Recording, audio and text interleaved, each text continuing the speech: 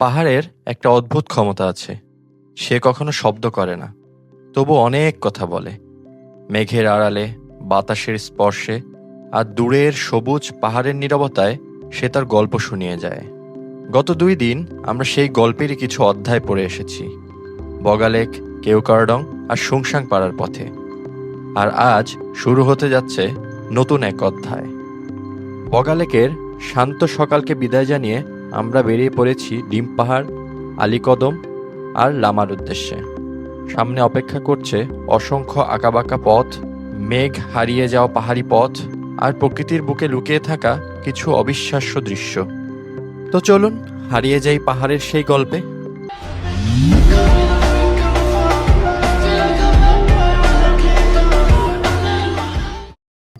প্রতি রুমে 4 জন আরাম করে থাকতে পারবে। এই জায়গার ভিউ তো জোস, মানে ওয়েদারটাও একটা এখানে একটি সতর্কতার বিষয় রয়েছে, কি টোকেন দেওয়া হবে। এখান থেকে সবারটাই চেক করে না, পার্কিং আবার টাকা লাগে। পৌঁছে গেলাম মোংলাই পাড়ায়। অনেক সময় চাকাটা স্কিড করে। থানচি হয়ে থাকবে ফ্রিডমের আল্লাহ ভরসা। পানিতে নামবেন না। এই ভিউটা দেখার জন্য হলেও এক ছোট্ট বিরতি আর চারপাশ ঘুরে দেখার জন্য এখানে রয়েছে বিভিন্ন প্যাকেজ। কিছু রাস্তা থাকে যেগুলো আপনার সাংপাড়া ঠিক তেমনই একটা জায়গা। সকাল 7টা থেকেই রোদের তীব্রতা বেশ ভালোভাবেই অনুভব করা যাচ্ছিল। বগালেকের শান্ত সকালকে বিদায় জানিয়ে আমরা প্রস্তুত হয়ে গেলাম আজকের নতুন যাত্রার জন্য। আজকের গন্তব্য ডিম পাহাড়, আলীকদম হয়ে লামা। তবে গন্তব্য পৌঁছানোই আমাদের মূল উদ্দেশ্য নয়। পথের প্রতিটি বাঁক, পাহাড়ের প্রতিটি রং আর প্রকৃতির প্রতিটি পরিবর্তনকে উপভোগ করাই আজকের আসল পরিকল্পনা। তাই খুব বেশি তাড়াহুড়া না করে আমরা রওনা দিলাম নতুন দিনের নতুন এক অভিযানে।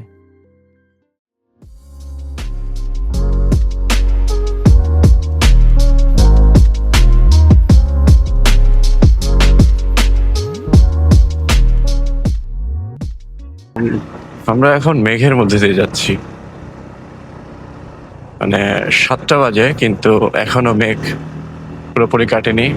এখন যে জায়গাটা আছি পুরো মেঘের মাঝখান দিয়ে যাচ্ছি।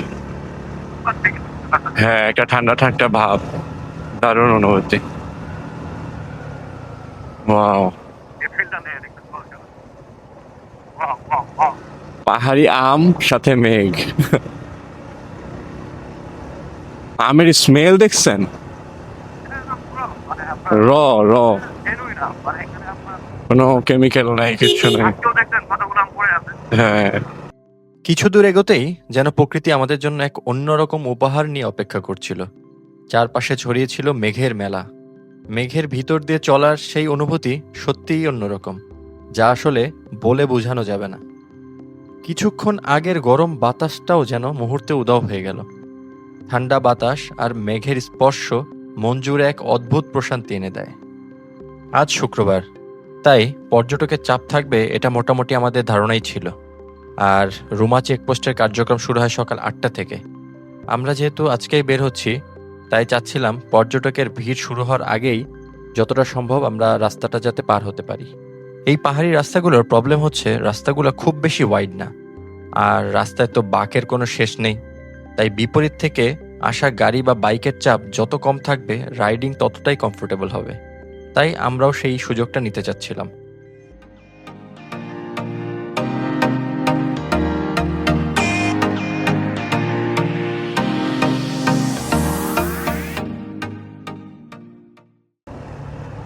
পাহাড়ে কর্নারিং করার সময় ট্রাই করবেন যে ক্লাচ না ধরে কর্নারিং করার, তাহলে আপনার বাইক আপনি স্টেবিলিটি আরো ভালো পাবেন। পথে আমরা কিছুক্ষণ বিরতি নিলাম মোংলাই পাড়ায়। পাহাড়ি পরিবেশে 1 কাপ চা আর সাথে কিছু ফল খেয়ে শরীরটাও ফ্রেশ করে নিলাম। মাঝে মাঝে ছোট্ট এই ব্রেকগুলোই যেন বাকি পথের জন্য নতুন শক্তি এনে দেয়। সকাল প্রায় 9টার দিকে আমরা পৌঁছে গেলাম ওয়াই জংশনে। কেওকারডং থেকে ওয়াই জংশনে আসার পরে সোজা যে রোডটা গেছে সেটা হচ্ছে বান্দরবনের রোড। আপনি যদি এদিক থেকে আবার ঢাকা ব্যাক করতে চান, সেক্ষেত্রে সোজা গেলে আপনি বান্দরবন শহরে যাবেন এবং শহর থেকে পরে আপনি ঢাকার পথ ওখান থেকে ধরতে পারবেন। আর যদি আপনি থানচির উদ্দেশ্যে রওনা দিতে চান, তাহলে ওয়াই জংশন থেকে আপনি যেই রোডে এখন আছেন তার অপোজিট রোড দিয়ে আপনাকে ঢুকতে হবে। তো ওয়াই জংশন থেকে থানচির পথে একটু সামনে আগালেই পড়বে আর্মি চেকপোস্ট। এই আর্মি চেকপোস্টে আপনাকে আপনার এনআইডি এর কপি জমা দিয়ে এন্ট্রি করতে হবে। ও আচ্ছা, যারা ঢাকা থেকে থানচি, ডিম পাহাড় কিংবা আলীকদম আসতে চান তারা চাইলে আমার আগের ভিডিওটি দেখে নিতে পারেন। সেখানে ঢাকা থেকে বান্দরবন হয়ে ওয়াই জংশন পর্যন্ত পুরো যাত্রার বিস্তারিত তথ্য তুলে ধরা হয়েছে। ভিডিওর আই বাটনে লিঙ্ক দেওয়া থাকবে, আপনারা চাইলে ওখান থেকেই ভিডিওটি দেখে নিতে পারেন। ওয়াই জংশন থেকে থানচি যাওয়ার পথটা আসলে অনেক সুন্দর। একটা সময় যখন কেওক্রাডং বন্ধ ছিল, বগা লেক বন্ধ ছিল, ওখানে যাওয়ার রেস্ট্রিকশন ছিল এবং রোড মানে বাই রোডটা এত বেশি সুবিধা ছিল না। যখন কেওক্রাডংয়ে ট্রেকিং করে যাওয়া লাগতো, সেই সময় একমাত্র রোড ছিল এটা, যেখানে বাইকাররা সবসময় আসতো এবং পাহাড়ের যে ফিল বাইক নিয়ে সেটা এখানে উপভোগ করতে আসতো। এবং থানচি, আলীকদম, ডিম পাহাড় এই দিকটাতেই আগে ছিল বাইকারদের স্বর্গরাজ্য। বর্তমানে ওই রোডটা ওপেন হওয়ার পর থেকে এই রোডের কদরটা কিছুটা হলেও কমছে, যেটা বুঝতে পারলাম। কারণ আজকে ফ্রাইডে হওয়া সত্ত্বেও আমরা যেহেতু বগালেক থেকে আজকে ভোরবেলা রওনা দিয়েছিলাম, তো ওই পাশে যেই পরিমাণ প্রেশার দেখলাম বাইকারদের, এখানে রোড পুরা শুনশান। আমরা যাচ্ছি, শুধু আমাদের গ্রুপটাই এই রোড দিয়ে যাচ্ছে।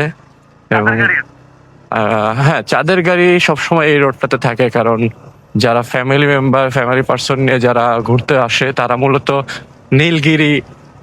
নীলগিরিতেই ঘুরতে আসে এবং বান্দরবনে, নীলাচল এবং আশেপাশে এরিয়াতে তারা চাঁদের গাড়িতে ভিজিট করে। আর এই রোডটা খুব সুন্দর, মানে এখানের নীরবতাটা একটু বেশি। পাহাড়ের ওয়েদার সবসময় আনপ্রেডিক্টেবল। কোথাও প্রচণ্ড রোদ, আবার কোথাও মেঘলা আকাশ আর ঠান্ডা বাতাস। কিছুক্ষণ পর পরই আবহাওয়া যেন নিজের রূপ বদলায়। সত্যি বলতে মন থেকে আমরা আজ চাচ্ছিলাম যাতে বৃষ্টির দেখা পাই।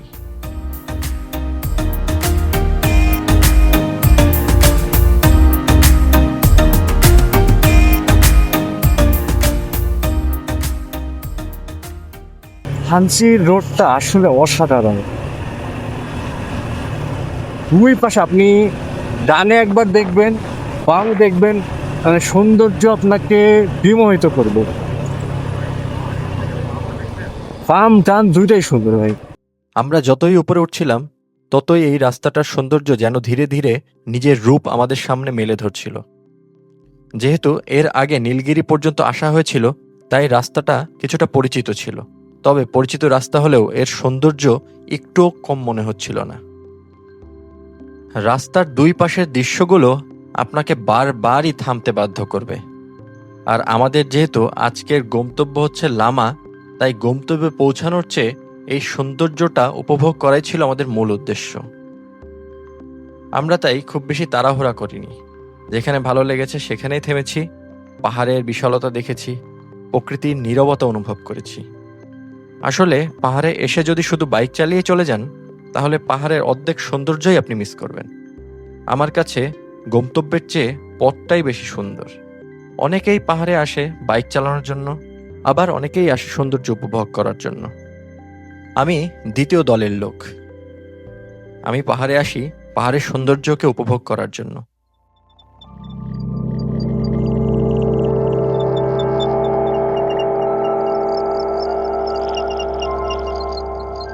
পথে আপনি বেশ কয়েকটি অসাধারণ ভিউ পয়েন্ট পাবেন। এর মধ্যে টাইটানিক ভিউ পয়েন্ট, তারপরে ডাবল হ্যাং ভিউ পয়েন্ট, এরপরে আছে নীলগিরি ভিউ পয়েন্ট। বর্তমানে নীলগিরিতে প্রবেশের জন্য আপনাকে জনপ্রতি 100 টাকা টিকিট কেটে তারপরে ভিউ পয়েন্টে প্রবেশ করতে হবে। ব্যক্তিগতভাবে আমার কাছে এই টিকিটের টাকাটা একটু বেশি মনে হয়েছে। তাছাড়া এর আগে যেহেতু আমি এখানে এসেছি, তাই ভেতরে না গিয়ে সামনে এগিয়ে যাওয়ার সিদ্ধান্ত নিলাম। নীলগিরি ভিউ পয়েন্ট থেকে আপনি যদি থানচি রোডে প্রবেশ করতে চান, তবে প্রবেশমুখেই রয়েছে একটি চেকপোস্ট।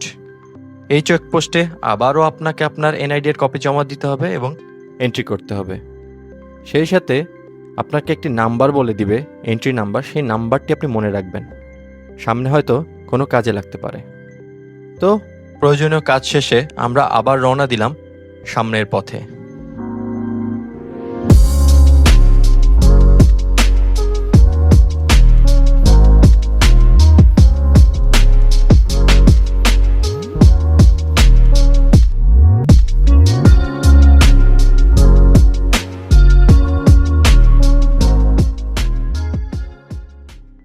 পাহাড়ি রাস্তা, চারপাশে সবুজ প্রকৃতি আর রাস্তার ধারে ছড়িয়ে থাকা অসংখ্য আম বাগান, সব মিলিয়ে পথটা আরও উপভোগ্য হয়ে উঠেছিল।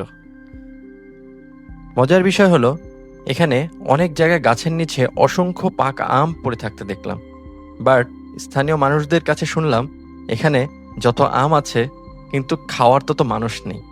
বাট আপনাদের কাছে রিকোয়েস্ট থাকবে, দয়া করে এখানে এসে আমাদের মান সম্মানটা নষ্ট করবেন না। যদি আপনার খুব বেশি খেতে মন চায় তাহলে মালিকের অনুমতি নিয়ে আপনি চাইলে খেতে পারেন, তারা কখনো না করে না। এভাবেই আমরা কমিউনিকেটরে আমি এবং আমাদের গ্রুপমেটরা আড্ডা আর পাহাড়ি সৌন্দর্য উপভোগ করতে করতে সামনে এগিয়ে চললাম আমাদের পরবর্তী গন্তব্যের দিকে।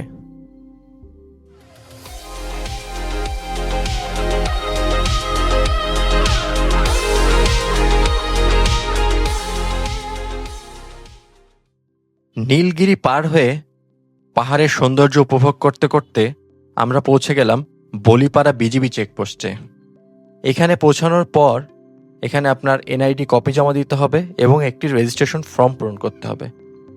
আমরা যখন বলিপাড়াতে ঠিক তখনই জুম্মার নামাজের সময় হয়ে গিয়েছিল, তাই আমরা এখানেই জুম্মার নামাজ আদায় করলাম আর কিছুটা ব্রেক নিলাম এবং ব্রেকের পরে আমরা আবার রওনা দিলাম আমাদের পরবর্তী গন্তব্যের দিকে। বলিপাড়া পার হওয়ার পর থেকেই পাহাড়ের সৌন্দর্য যেন এক অন্য রকমের হয়ে উঠল। দূর থেকে ডিম পাহাড়ের চূড়া দেখা যাচ্ছিল আর আমরা ধীরে ধীরে এগিয়ে যাচ্ছিলাম সেই দিকেই। এই মুহূর্তটা আসলে ভাষায় প্রকাশ করার মতো না। আমার কাছে কেওক্রাডংয়ের রাস্তার সৌন্দর্য আর থানচি রোডের সৌন্দর্য কিছুটা আলাদা মনে হচ্ছে। কেওক্রাডংয়ের রাস্তায় অ্যাডভেঞ্চারের অনুভূতিটা বেশি আর থানচি রোডে রয়েছে প্রকৃতির বিশালতার অনুভূতি। এই রাস্তার সবচেয়ে ভালো লাগার বিষয় হলো দুই পাশেই পাহাড়ের সারি, আপনি যেন প্রকৃতির মাঝখান দিয়ে এগিয়ে যাচ্ছেন। চারপাশে শুধু পাহাড় আর পাহাড়, আপনি পাহাড়ের মাঝখান দিয়ে যাচ্ছেন আর যেদিকে দুই পাশেই তাকাবেন দেখবেন নিচে শুধু পাহাড়ের সারি আর পাহাড়ের সারি। সত্যি বলতে মনে হচ্ছিল এই পথটা যেন শেষ না হয়। যতই উপরে উঠছিলাম আবহাওয়ার পরিবর্তনটা ততই অনুভব করতে পারছিলাম। সকালের সেই তীব্র গরম ধীরে ধীরে হারিয়ে গিয়ে জায়গা করে নিচ্ছিল শীতল বাতাসে। আর ঠিক যেটা চাচ্ছিলাম, প্রকৃতিও যেন সেদিকেই আগাচ্ছিল। সামনের আকাশ ধীরে ধীরে কালো হতে শুরু করলো, চারপাশে মেঘ জমতে শুরু করলো। পাহাড়ের মুক্ত বাতাস আর মেঘলা আবহাওয়া, সত্যি বলতে অনুভূতিটা ছিল অসাধারণ।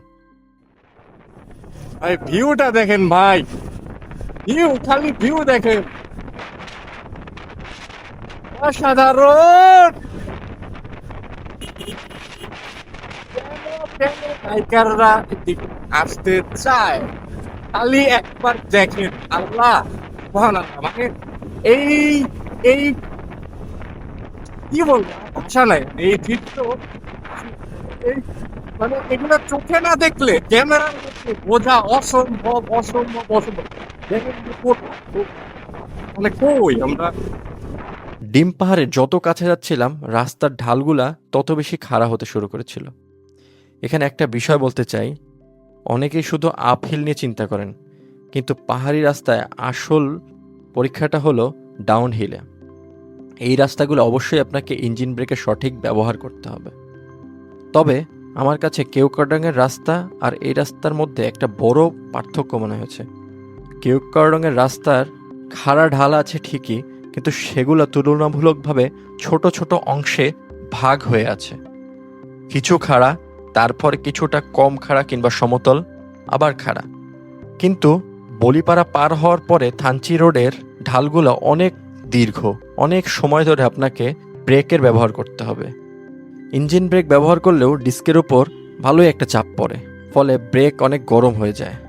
তাই আমার ব্যক্তিগতভাবে পরামর্শ থাকবে, বাইকটাকে মাঝে মাঝে ব্রেক দিবেন, যাতে ডিস্কটা কিছুটা ঠান্ডা হতে পারে, কারণ ডিস্ক যদি অতিরিক্ত গরম হয়ে যায় তাহলে ডিস্ক মাঝে মাঝে কাজ করা বন্ধ করে দিতে পারে।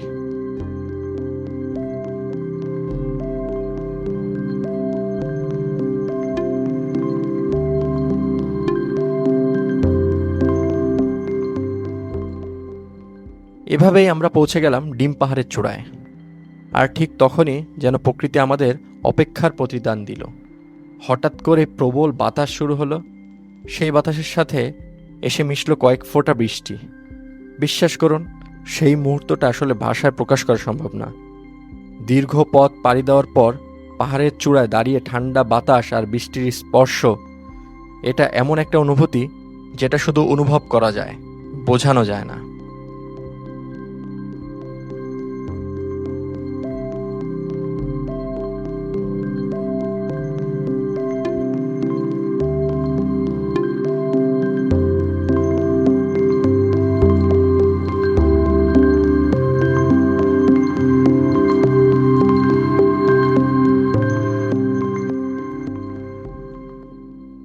আজকে পুরো যাত্রায় আমরা প্রায় 155 কিলোমিটার পথ অতিক্রম করব। যদি আপনি পাহাড়ের সৌন্দর্য উপভোগ করতে চান তাহলে আমি বলবো থানচি রোডটা আপনার জন্য। আর যদি অ্যাডভেঞ্চার খুঁজে থাকেন তাহলে কেওক্রাডং কিংবা সুংসাং পাড়ায়। আর যদি সত্যিকার অর্থে এক্সট্রিম অ্যাডভেঞ্চার চান তাহলে আপনার গন্তব্য হতে পারে তিন্দু, এবং সেটা এই রোডেই। ডিম পাহাড় পার হয়ে কিছুটা সামনে গেলেই বাম দিকে যে রোডটা ঢুকেছে সেটাই হচ্ছে তিন্দু রোড। আমরা তিন্দু যাইনি, কারণ আমাদের উদ্দেশ্য ছিল লামা যাওয়া। যখন আমরা ডিম পাহাড় ছিলাম তখন বিকেল প্রায় 3:30 বাজে।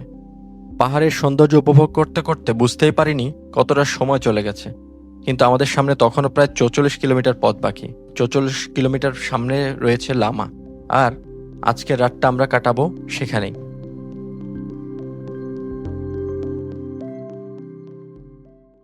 ধীরে ধীরে আমরা পৌঁছে গেলাম আলীকদমে।